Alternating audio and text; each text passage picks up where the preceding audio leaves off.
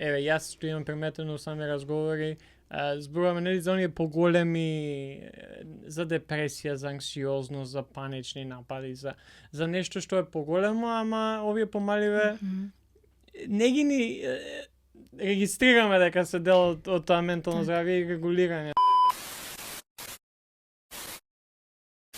Наташа, како си? Здраве, Георги. Добра сум, фала на прашањето. Малку уморно и ми фали сон, меѓутоа уште имам енергија да ги изгуркам сите обврски за днешниот ден. Да, тома сме на некоја половина од денот, така што мислам дека еве јас знам дека имам уште малце енергија и после тоа ќе падна ми време за спиење. И после одново пак се исто. После одново исто секој ден. Фала ти што нели ми прифати нашата покана и си тука со нас денеска. Ама пред да почнеме да зборуваме за темата за која што се договоривме, сакам да те прашам што за тебе представува ментално здравје. Така. Па менталното здравје би рекла дека е опфаќа еден аспект психолошки, социјален и емоционален и во суштина значи една благосостојба на сите овие аспекти.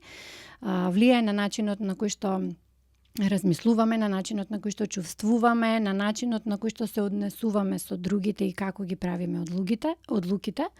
Да се биде ментално здрав, значи да се биде способен да се остварат сите потенцијали и способности кои што ги носиме во себе и да се обликува свет онаков каков што би сакале да живееме за себе си.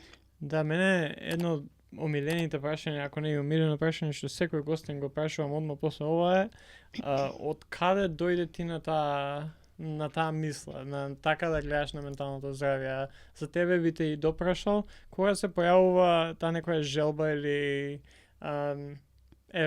мотив повеќе за да работиш во сферата на ментално здравје и да ова ти биде професија? Така.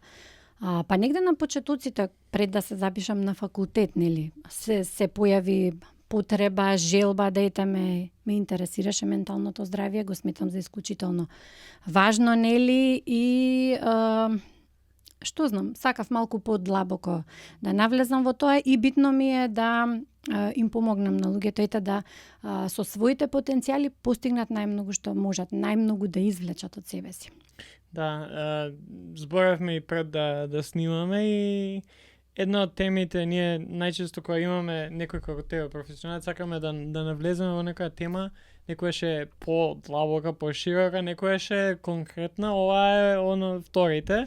И е интересна тема бидејќи не секогаш ги поврзуваме лутината и бесот со ментално здравје, повеќе барам еве јас што имам приметено сами разговори, зборуваме нели за оние поголеми, за депресија, за анксиозност, за панични напади, за нешто што е поголемо, ама овие помаливе не ги ни регистрираме дека се дел од тоа ментално здравје и регулирање на нашето нешто што е популарно би рекла, а ова е секојдневно присутно, значи колку пати во текот на денот се налутуваме. Да. Нели? И бес и лутина и баш ајде тука да почнеме што е лутина, а што е бес.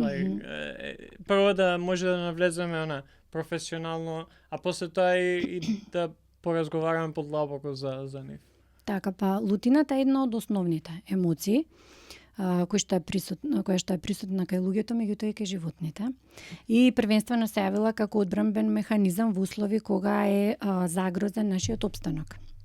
Значи кога се загрозени нашите граници, физички или ментални, без разлика, и кога имаме потреба да се покренеме на акција, всушност тоа е и улогата на лутината да не покрене на акција, да ние превземеме нешто и го промениме ова што го чувствуваме како закана, нели. Значи е природна реакција, сосема нормално да почувствуваме лутина во дадени ситуации, во одредени ситуации дури е единствено нормален одговор да се јави лутина, нели, покрај другото.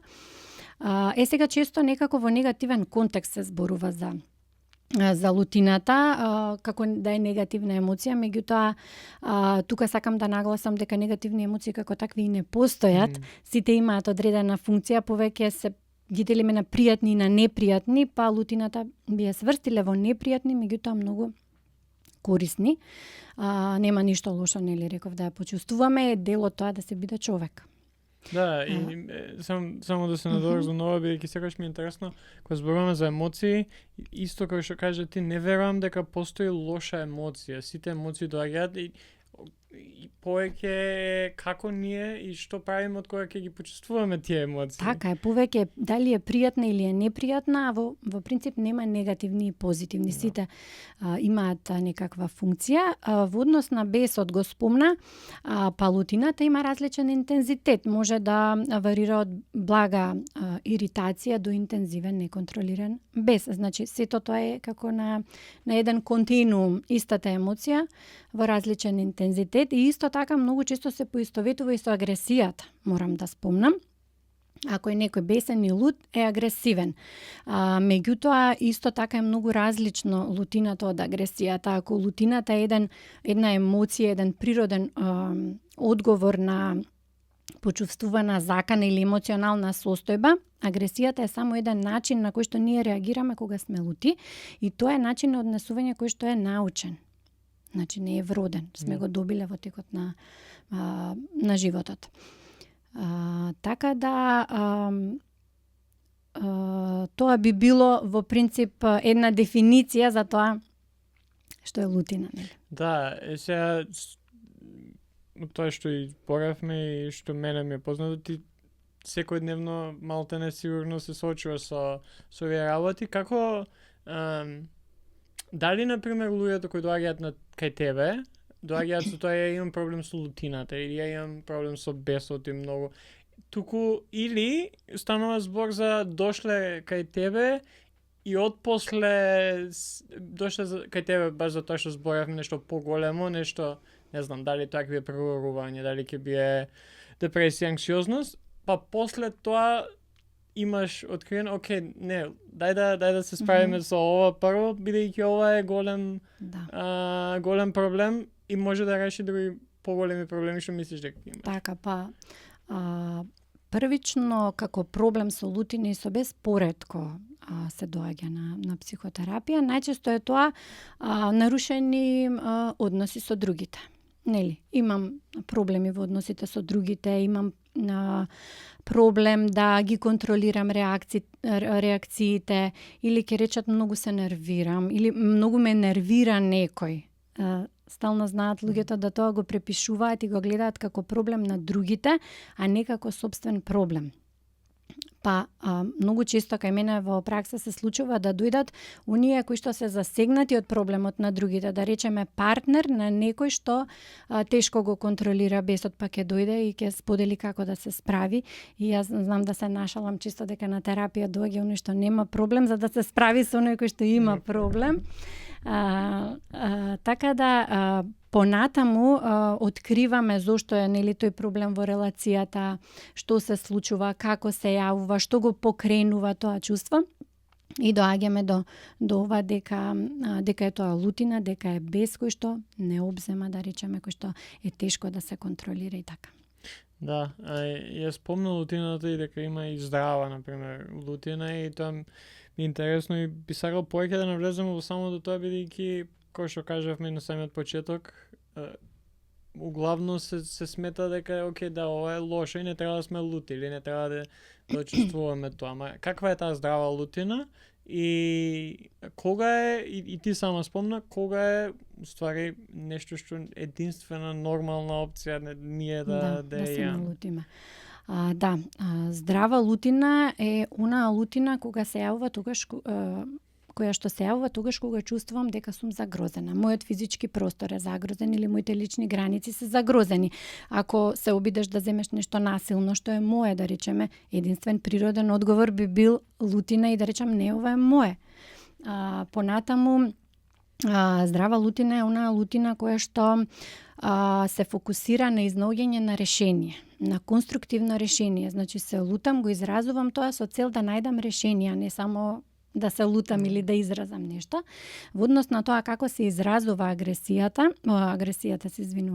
лутината, здрав начин би бил еден асертивен начин на изразување, односно да кажам што чувствувам, да кажам зошто се лутам на еден пријатен начин, со смирен тон, со почит кон другиот и кон себе си и да се насочам нели кон изнаоѓање на решение. Понатаму здравата лутина е и краткотрајна, би рекла, односно исчезнува тогаш кога ќе се најде решението. Така би бил еден нормален процес на здрава лутина. Од друга страна пак, сите сме почувствувале без понекогаш, нели? И тоа е природно да се јави како чувство, меѓутоа кога е премногу зачестена фреквенцијата, кога е премногу интензивна таа емоционална состојба и кога не можеме да ја контролираме нашата реакција, во тој случај велиме дека бесот не обзема и не контролира нас, а не ние него, и можеме да кажеме дека е тоа еден нездрав начин на справување, особено што може да се манифестира нели многу бурно со физичка реакција, со агресивна или со вербална агресија. Тоа се веќе начините на кои што се манифестира лутината. Во принцип има 4 начини, од кои што 3 се нездрави, само едниот е здрав, тој го спомнав, тоа е асертивната комуникација, а другите начини се агресивното изразување, значи физичко и вербално, нели може да вика некој, да користи навреди, пцовки, не знам, да фрла предмети.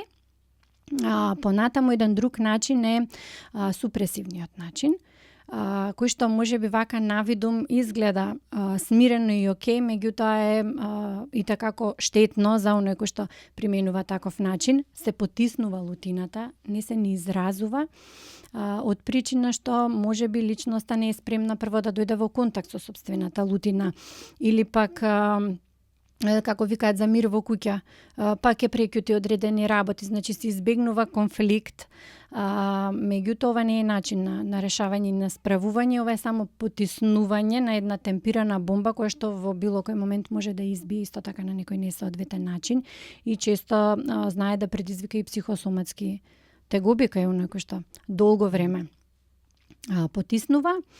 И пасивно-агресивниот начин исто така е еден начин кој што е индиректен начин на изразување агресија, нема директно да ти кажам, меѓутоа ќе превземам дејства кои што ќе те повредат. Нема да разговарам со тебе, ќе избегнувам одредени задачи на работа, тоа чисто знае да биде лошо сработена задача, доцнење многу често.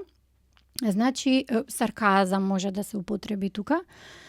Така што би рекла во однос на лутината повеќе начините се нездрави, овие што ги спомнав, отколку самото чувство да се јави. Чувството е природно и некако не е соодветно, ако речеме не треба некој да се лути. Дали треба или не треба да се лутиме, едноставно се случува тоа и го чувствуваме. Најдобро е да прифатиме и да признаеме во тој момент дека сме лути, за да можеме понатаму да се справуваме. Не би можеле ништо да превземеме ако едноставно го одбиваме тоа и велиме нема ништо. Што ти е ништо? Ништо. Да, и тоа иде тој или ќе дое или она индиректно, негативно или пасивно агресивно, кај што ништо нема и после ама во текот на, не знам, неколку дена ќе видиш дека уствари нешто е, ама бидејќи не е адресирано одма или не е адресирано на еден директен начин, на кој што сега тебе ќе ти кажам, Наташа, го направи ова и мене ме направи да се чувствувам луто кон тебе. И тоа после нели, после затоа луѓе доаѓаат кај тебе и што му е на партнерот. Да, и важно е што на таков начин никако не може да се дојде до конструктивно решение. Значи ние ништо тука не решаваме, само едноставно си наштетуваме на себе си, на другите, на здравието, може да прекршиме и закон некој со агресивно однесување, а до решение да не дојде. Да не дојде.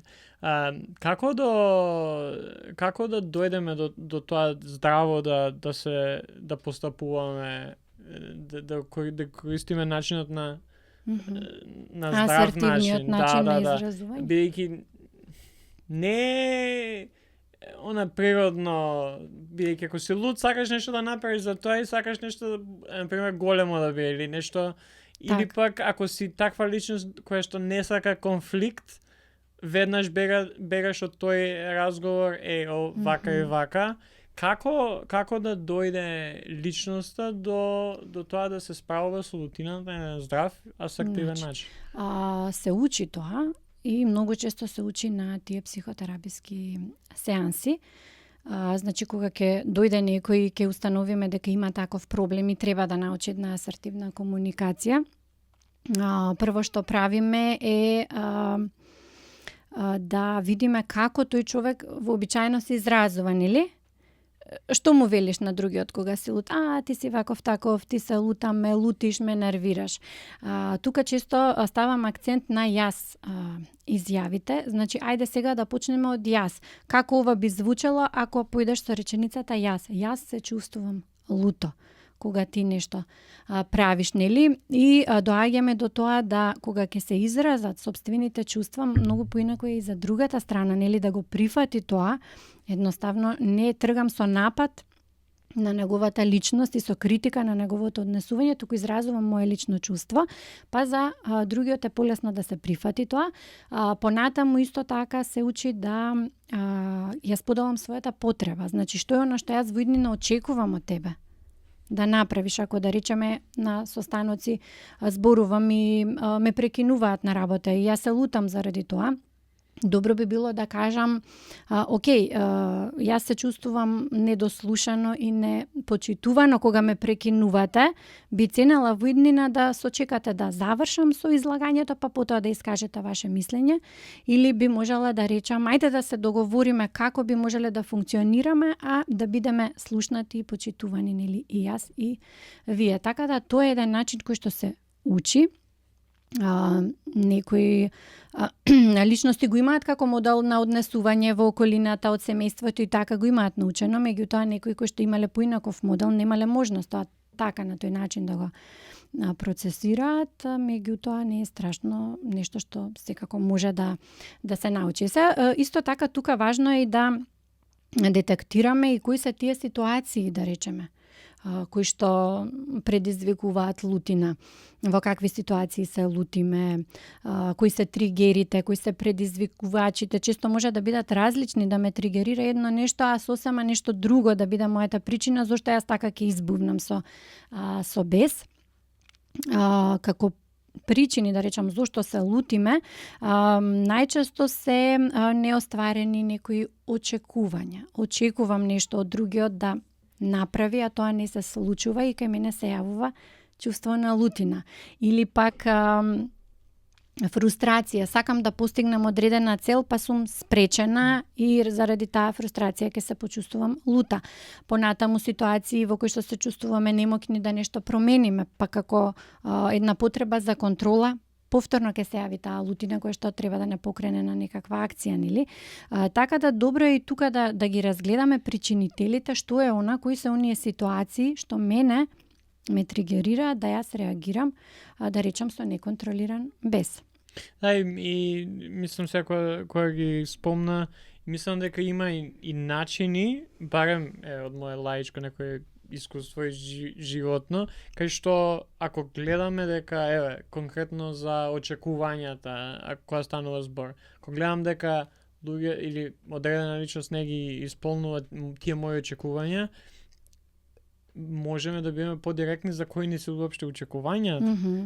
Дали сме биле кај таа личност, сме рекле, ја ова го очекувам од тебе, без разлика дали е родител, брат, сестра, партнер, другар, пријател, колега, бидејќи мислам дека многу од јас сам за себе знам, многу ја имам видено промената кога започнав отворено да кажам, окей, ја ова го очекувам од оваа врска, од овој разговор. Мене не ми треба сега, ја ќе ти кажам што ми се случува, ама не ми треба сега ти да ми кажеш што да правам. Мене ми треба само да ме сослушаш. Бидејќи најчесто мислам дека голем дел од овие работи, голем дел од овие тригери, например, се случуваат поради тоа што немаме доволно добра комуникација пред самото тоа да се случи. Пред да ги создадеме тие очекувања. Апсолутно е важно дали јас сум го соопштила тоа што очекувам и дали е реално тоа моје очекување. Се случува чисто да речеме на работа, некој се вложува, работи, останува прекувремено и очекува дека заради тоа ќе добие напредување или дека ќе добие покачување и кога тоа нема да се случи, се чувствува луто, бесно.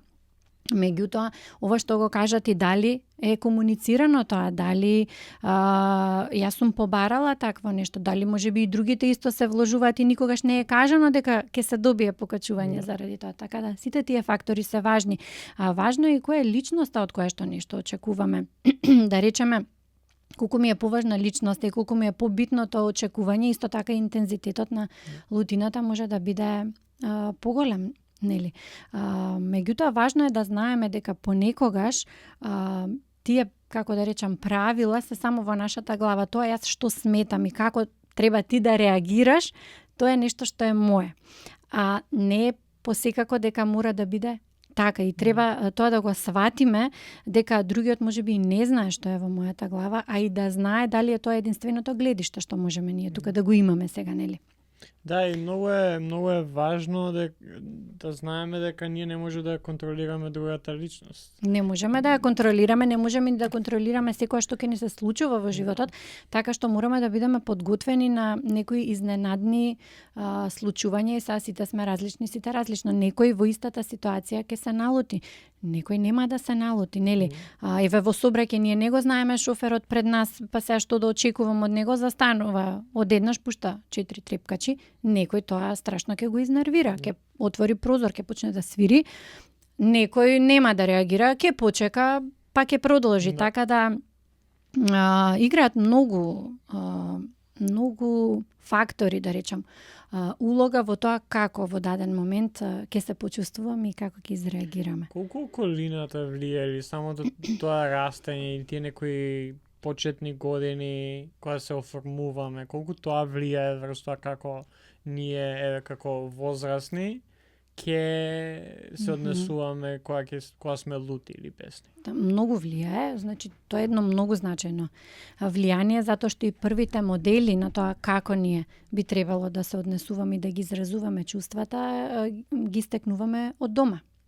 Во домот во кој што растеме, гледаме дали тие чувства се изразуваат, на кој начин се изразуваат, дали ни е дозволено да ги изразуваме. Има и ситуации во кои што, како што кажа ти, едноставно не се дозволува да се изрази лутина, тоа е неприкладно, неприфатливо. Така да многу е големо влијанието, од тоа произлегуваат понатаму многу други работи, би рекла, начинот на справување, ако сме имале добар модел, може многу по-лесно и многу по-брзо да се постигне оно што сакам да го постигнам, доколку ако сега треба да менуваме уверувања кои што ги носиме од дете, во тој случај многу потешко ќе оди промената на сите тие патерни што сум ги создала, сите тие уверувања што сметам дека нешто треба или не треба. Да, еве и секоја баш за ова збориме, кој би бил некој твој совет на оние што не слушаат, да се родители кои што се баш во тие години каде што има деца кои што ги учат тие начини, учат, гледаат како мајка, татко се однесуваат, како одговараат, што прават. Кој би бил некој твој совет за оние што не слушаат? Па секако да им дозволат на децата да ги изразат своите емоции, било која емоција, да се јави, да му се дозволи на детето да ја изрази. Понатаму, ако не ја изразува соодветно, да му се даде некој пример начин како би можело соодветно, ако нели легне детето доле и удира по подот и вриска во продавница, окей, да е луто, нешто не му е дозволено, меѓутоа не е окей да легнува по подот. Па би можела да нели, како родител да поработам на тоа, окей, можеш да ми кажеш дека си лут, може да се договориме што ќе правиме во таква ситуација. Исто така и децата, без да им кажем и без да нешто намерно покажуваме, гледаат како родителите се однесуваат. Па ако родителите се караат, нели? Пред нив, тие тој начин ќе го впијат, ако е тоа со викање, ако е тоа со никакво решение, со лупање на врата, тие тоа го гледаат. Ако една конструктивна расправија, така и ќе го поимаат. Океј, во ред е да се налутам затоа што нешто ќе добием, ќе се договорам со другиот, ќе постигнам одредено решение. Така што имам често и родители кои што доаѓаат баш од таа причина како нели да се справиме со овие предизвици. Јас стално ги прашувам како вие се расправате пред децата. Па избегнуваме да се расправаме пред децата најчесто велат. Викам, а зошто? Како децата ќе научат како е една здрава нели расправија ако тоа не го видат дома. Не е во ред да се избегнува расправијата, битно е на правилен начин да сето тоа се реши. Да. Да, не, но тоа е многу важно бидејќи кога барем јас знам дека многу од тие работи сега која веќе имам можност да размислам и да навлезам, од каде ми се овие некои работи, сите поголемиот дел од работите датираат назад во нормално татко ми е таков или мајка ми е таква или брат ми сум имал таков однос или баба, дедо, не знам, ја од баба ми имам наследено тоа да се плашам од се и се што, бидејќи со нејзе сум поминал голем дел од тие некои рани возрасти и она е некој кој што се плаши од се. И јас сега имам работам на тоа како да го се промени тоа. И уверување и начин на однесување. Затоа велам, многу е полесно и побрзо кога моделот бил добар, а многу е потешко кога имаме онака од корен да промениме одредени патерни. Исто така во одредени ситуации многу влија и состојбата во која што се наоѓаме, еве да речеме кога сме уморни, кога сме ненаспани, не знам, под некој притисок, сме имале лош ден, многу сме подложни да изреагираме бурно, отколку кога се ни окей. Баш читав и некои интересни истражувања кои што го потврдуваат тоа дека гладните луѓе повеќе се лутат, нели, она рекламата што беше ти не си ти кога си гладен. Да. И тоа е со истражување докажано дека луѓето кои што, испитаниците кои што биле гладни, пријавиле дека се дупло полути во одредена ситуација од оние кои што не биле гладни. Така што влијанијата се секаде околу нас. Па не, јас само ова би го доло, може да е тотално оф контекст, ама ја имам студирано политички науки и еден од идеите и уверувањата на Маркс е дека ако луѓето се сити и ако има тоа толку колку што им е доволно, ќе нема револуција, нема да се жалат, не им треба да работи. Има доволно. Сити се, најадени, напиени, секе ви е, можеш да владееш колку сакаш. Да, и па од еволутивен аспект, нели, нашите предци, ако не чувствувале агресија кога биле гладни, како би се бореле за храна, нели, за опстанок. Така да овие се, мислам, многу е јасна поврзаноста меѓу гладта и појавата на агресија. Тука се лачат и истите хормони кога сме гладни и кога чувствуваме без се покренуваат истите некои физиолошки промени во телото, така да сето тоа алармира дека сме загрозени, нашиот опстанок е загрозен и треба да се покренеме на акција. Да. Ајде да збориме малце за овие негативните начини како се справуваме со лутина. Поготово еден од начините кои што барем мене ми е непознат, туку го гледам многу често е тој пасивно агресивен. Кога тој се појавува и зошто е негативен, например? Негативен е затоа што не доведува до конструктивно решение, затоа што дел од лутината се потиснува, па нели му штети на тој што ја чувствува. Кои луѓе се справуваат со пасивно-агресивен начин? Па се справуваат луѓе кои што се плашат да се соочат со проблемот, се плашат да навлезат во караница, се плашат да почувствуваат одредени чувства, затоа што не знаат како да се носат со нив, нели? Понатаму луѓе кои што имаат ниска самодоверба, па не се дозволуваат отворено да го изразат тоа, или луѓе кои што имале таков модел од мали, така се изразувало тоа во семејството и едноставно тој начин е восприемен. Како што кажав, не може да се реши конструктивно, едноставно личноста дава некој индиректен одговор на сето тоа, меѓутоа другата страна тоа не може секогаш да го протолкува, нели, дали е лутина, дали што му се случува сега на човеков, зошто не ми зборува, или знам дека е лут па не ми зборува, ама што со тоа? Нели? Да. Голем дел од луѓето кои што го гледам ова се, може да кажеме млади или луѓе кои што само што започнуваат во возрастен свет. Ако се вратиме малце наназад, зборевме до родителите, би сакал да поразговараме и за тинеџерите, например, или не знам, некоја средношколска, факултетска возраст, кои би биле твои совети за, ако некој таков не слуша, за како да се справуваат и како да го променат начинот, дали ќе биде негативен или пак не ни знаат како да прават. Па најчесто и не го препознаваат тоа како пасивна агресија. Значи, кога ќе дојде до тоа да јас се лутам, треба првен да дојдам во контакт со себе си, со своето чувство. Што е тоа што јас во моментов го чувствувам? Која е мојата потреба и што сакам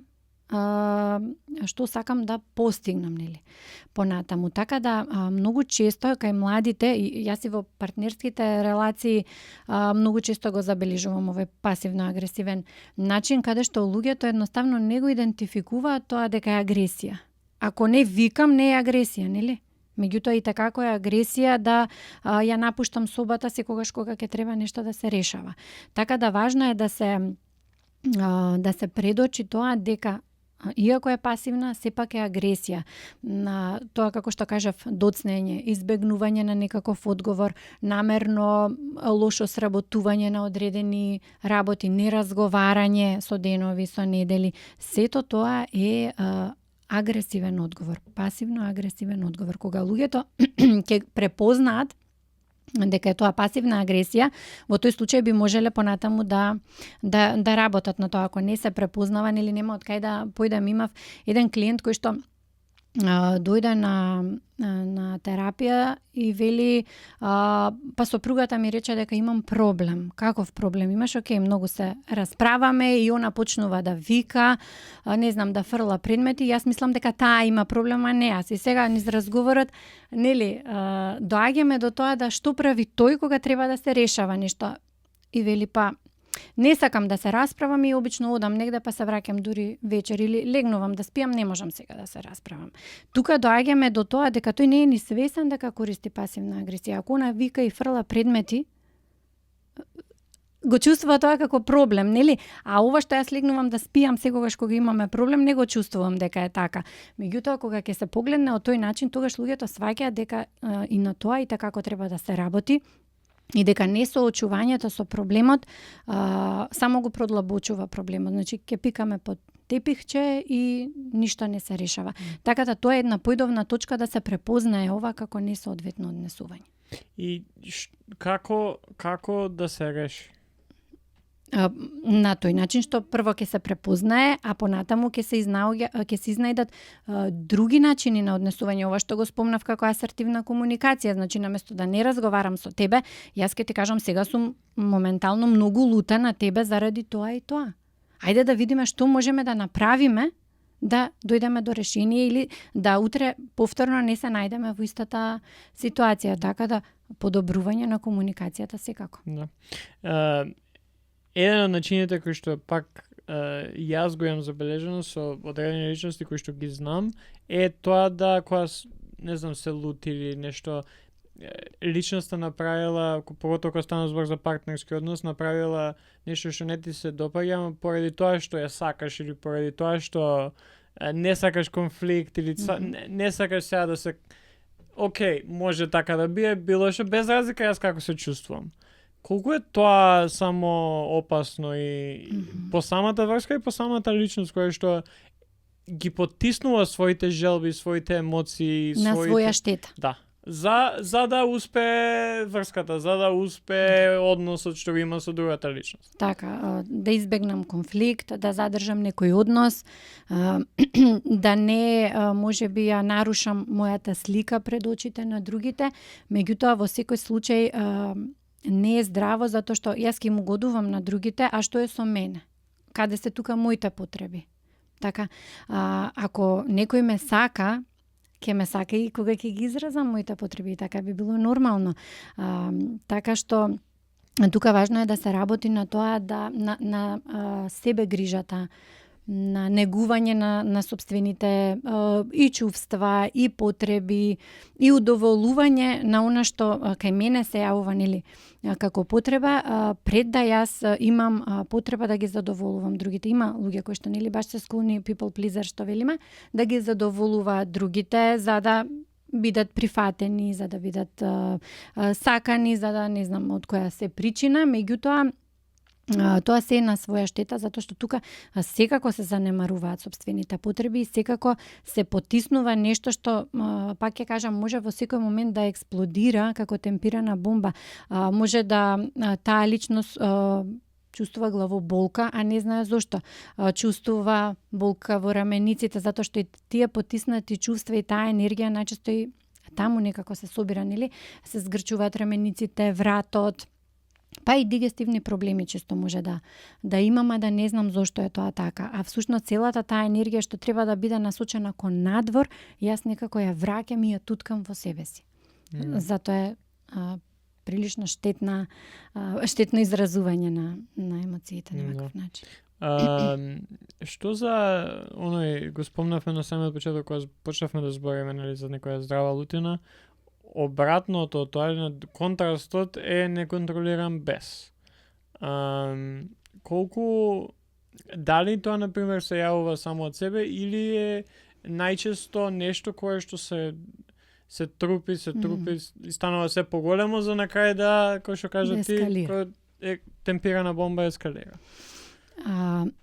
Па за да го разбереме бесот и реакцијата на бесот, ќе кажам како всушност овие емоции се регулирани на биолошко ниво.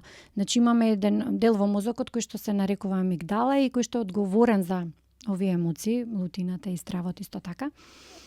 И кој што прв ги забележува тие да речам заканувачки некои фактори. Значи од сетилата добива информација дека нешто во околината се случува и дека личноста е загрозена.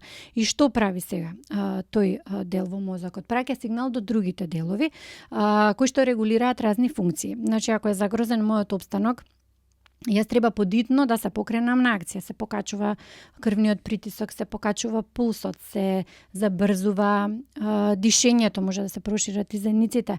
Понатаму се јавува една напнатост на мускулите, нели дури вака како тупаници може личноста да стиска. Се лачат хормони на стрес.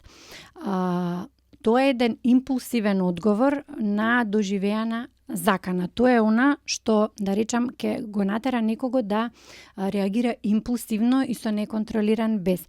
Меѓутоа имаме, нели, и други делови во мозокот кои што се задолжени за рационално расудување, за донесување на одлуки, за процесирање на тие емоционални состојби.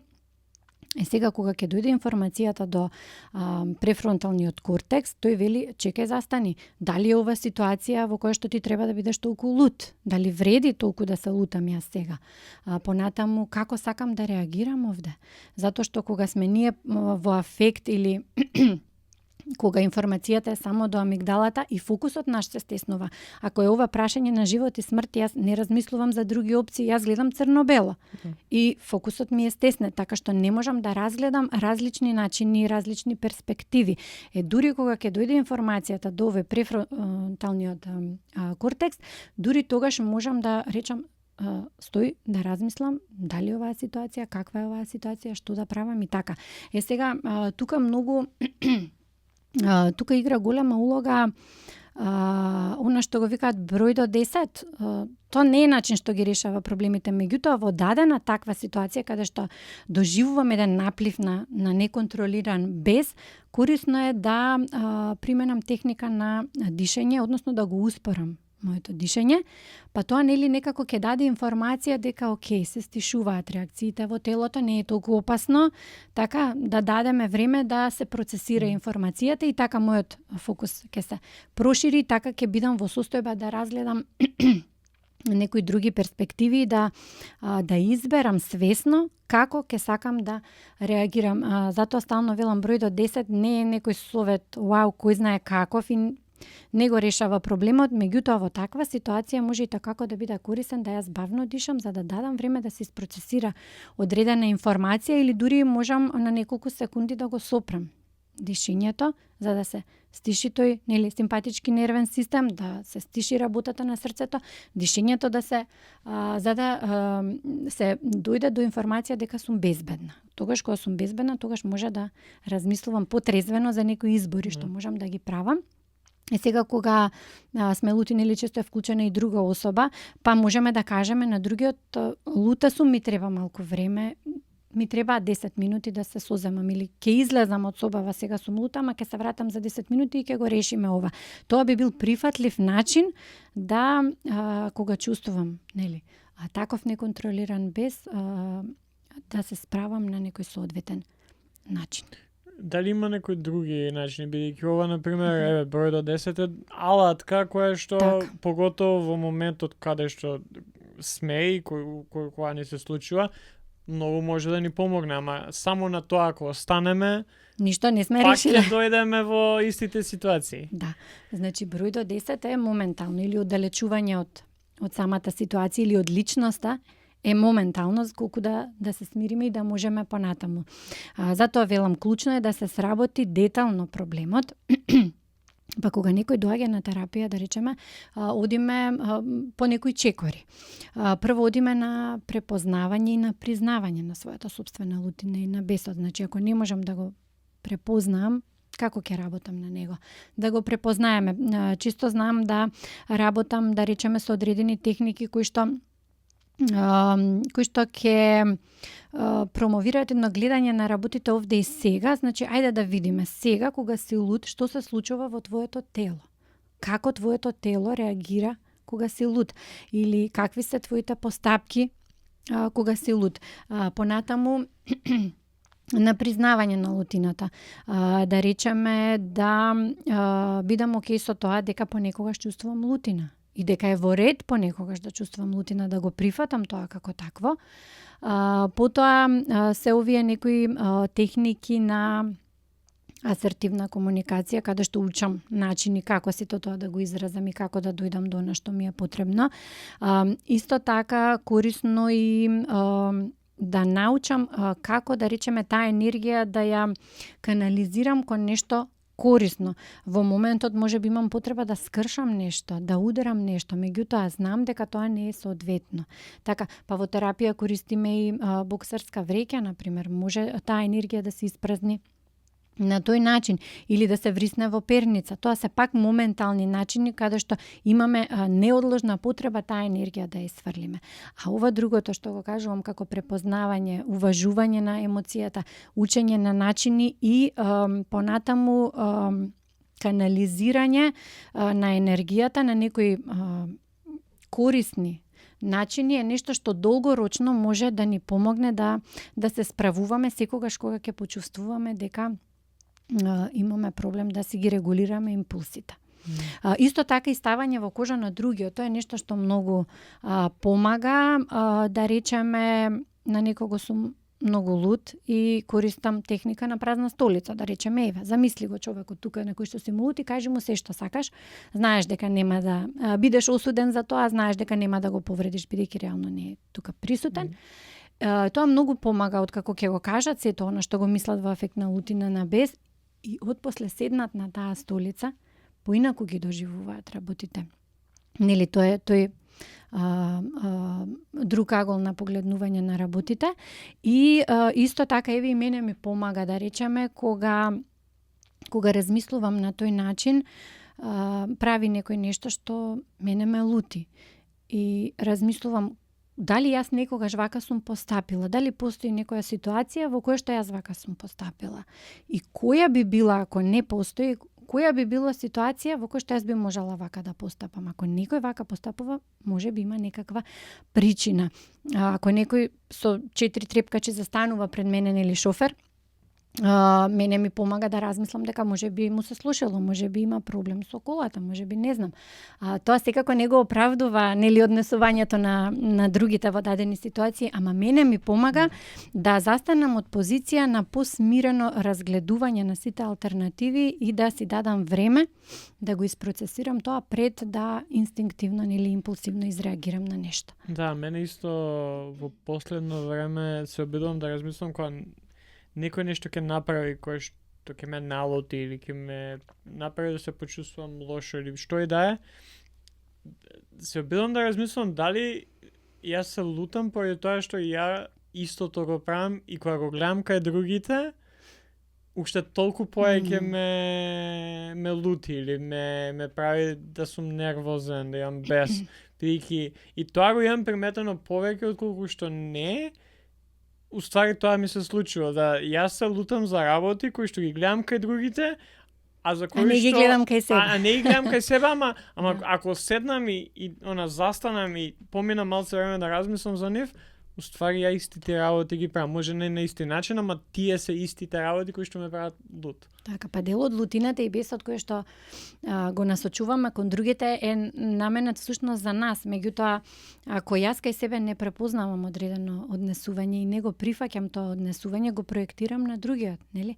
Полесно ми е да го видам кај тебе отколку кај себе. Па така сме и почесто настроени за критики за такви некои однесувања кои што и јас самиот ги правам, ама ми е тешко да ги видам кај себе си, така што таа лутина многу често е насочена спрема себе, ама полесно да се изрази спрема некој друг. Да, и свесноста за тоа дава навистина многу увиди. Затоа велам дека лутината во терапија знае да биде извор на многу информации, значи кои што понатаму ќе доведат до раст, до развој, до различна перспектива и секако подобро ментално здравје, благосостојба, целосна. Да. Дали има нешто што заборавивме да спомнеме за тема, пошто веќе 45 минути Па јас немам усет за времето. И сега вака не знам, не ми текнува дали нешто заборавивме, отпосле сигурно ќе ми текне. Види, има многу да се зборува за лутината, за бесот, широка тема е, не можеме ние за еден саат сега се да кажеме, меѓутоа мислам дека во главно и побитните работи ги спомнавме. Сега ако на нешто ти текнува и тебе, повели праша. Ја би сакал да завршам со тоа што би те прашал, кои се на пример некои предизвици со кои што ти си имаш сама соочено во работата со клиенти, во работата со луѓе, конкретно на оваа тема, па и од една страна, од друга страна пак успесите во истиот тој процес. Да, има доста предизвици кои што ќе се јават во текот на работата. Прво е отпорот кон промена. Најпрвен се јавува отпор да нешто променам, нели, кога ќе почнат да се случуваат некои работи, се нешто тука може да се јави, тешко ни е да прифатиме одредени работи, не сме спремни, отпорот тука се јавува. Понатаму одредени патерни образци што ги носиме со години, исто така, нели, е тешко да се променуваат од корен. Потоа некои други чувства кои што ќе се јават, затоа што ето тоа не го спомнавме. Лутината често знае да се јави како една секундарна емоција, знае да прикрие страв, да прикрие тага, па во случај кога наместо со овие емоции ние реагираме со лутина, имаме тука прво за решавање основни некои други причинители, па потоа да дојдеме лутината, така што и ова знае да го одолговлечи нели процесот на работа. Понатаму исто е предизвик да се одржи сето тоа. Ќе научам техники на асертивна комуникација, ќе го одржувам некое време, но ќе ме истригерира нешто или не знам, ќе се случи нешто, пак ќе се вратам на почетокот. Па ајде пак од почеток. Важна е и поддршката од блиските. Доколку лицето ја има, исто така може да најблиските можат да помогнат кога некој се соочува со овие предизвици. Понатаму како предизвик исто може да биде и непрепознавање кај себе си одредени работи. Едноставно не препознавам дека е тоа пасивна агресија или не препознавам дека е лутина, само знам дека нешто е непријатно. Така да идентификувањето на причинителите, на тригерите, знам што ме тригерира, ама не знам како што кажете баш зошто е тоа така, некои трауми од детството, некои да речеме некоја лутина која што долги години, затоа што лутината може да се носи со децени. Може да се лутиме, нели, кога нешто се случува сега одма во моментот, а може и кога се присетуваме па на некои работи и тогаш може да се јави. Се сеќавам дека нешто се случуваше, тоа не е разрешено и сега секој пат кога ќе се сетам на тоа, јас чувствувам лутина. Пак се случува. Да. Да. Па добро, ја мислам дека може овде дефинитивно да застанеме. Верувам дека има доста што како што кажа ти, темата е голема. Сега ми текна едно исто така, извини што те Да, прекинав, меѓутоа многу важно прашање, кое што ќе ми биде криво ако не го спомнам, дека лутината и не е секогаш искрено изразување на емоционалната состојба, многу често и така знае да се користи во манипулативни цели. Значи, ја користам лутината за да те контролирам, за да те натерам да направиш нешто, за да почувствуваш вина за нешто или бесот за да те исплашам, па со тоа да добием нешто. Така да и за тој момент добро е да бидеме свесни, нели, дека не е секогаш искрен израз на одредена емоционална состојба. Да, поготово кога стана збор за еден партнерски однос кај што можеби да ние немаме проблем со лутина, ама личноста со која што сме или со која што сме пријатели или од дома, го гледаме тоа и гледаме дека не е искрена таа лутина, туку се прави со цел да се постигне нешто и е во чиста манипулација. Да. Манипулација. Па добро, фала ти многу за гостувањето. Се надевам дека секој еден што не слуша ќе извлече нешто и поучно и нешто што ќе ги поттикне да размислуваат повеќе на темава. За крај, како и за секој гостин, така и за тебе, ќе те прашам да ги прашаш се оние што не гледаат едно прашање. Па што би можела да ги прашам? Можеби не да ги прашам, него еве да им кажам да се обидат да ја применат техниката што ја спомнав предмалку, кога јас се однесував вака како личноста на која што сега се лутам и дали има ситуација во која што јас вака би реагирала. Секогаш кога ќе се најдат нели во ситуација да некој друг предизвика ке ни флутина.